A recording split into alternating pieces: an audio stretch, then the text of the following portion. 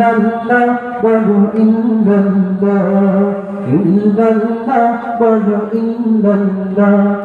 কে আছো চাও যেতে জান্নাতে, চলে এসো তুমি নবীর পথে। কে আছো চাও যেতে জান্নাতে, চলে এসো তুমি নবীর পথে। তবেই তো জান্নাতে দিবে আল্লাহ। ইল্লাল্লাহ বলো ইল্লাল্লাহ, ইল্লাল্লাহ বলো ইল্লাল্লাহ। নাই কেহ নেই আল্লাহ ছাড়া, ইল্লাল্লাহ বলো ইল্লাল্লাহ, ইল্লাল্লাহ বলো ইল্লাল্লাহ। কোরআন আমাদের সংবিধান, ওরা সবাই তার বিজয় নিশান। কোরআনের সংবিধান বিজয় নিশান দরকার আছে না নাই? যারা বলেন আছে না নাই?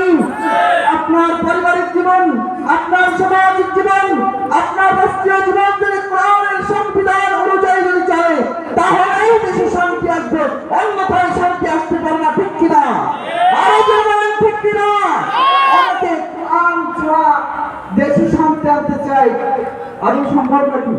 যারা বলেন আদৌ সম্ভব নাকি? কোরআনের আইন বাস্তবায়ন ছাড়া ব্যক্তি জীবন, পারিবারিক জীবন, রাষ্ট্রীয় জীবন কখনোই শান্তিপূর্ণ হতে পারে না। ঠিক কিনা? ঠিক কিনা?